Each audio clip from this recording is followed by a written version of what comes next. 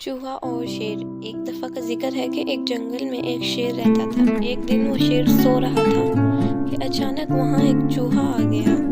شیر کے بالوں میں گھس کر کھیلنے لگا۔ اچانک شیر کی آنکھ کھل گئی۔ اس نے چوہے کو پکڑ لیا۔ چوہا ڈر گیا۔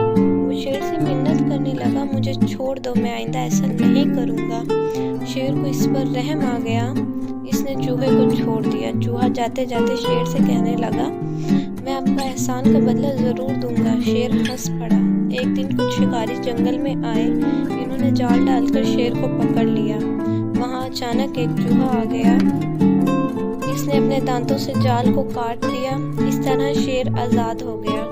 شیر نے چوہے کا شکریہ ادا کیا۔ چوہے نے کہا، کوئی بات نہیں، ایک دن آپ نے میری مدد کی تھی اور آج میں نے آپ کی مدد کر دی، اس میں شکریہ کس بات کا؟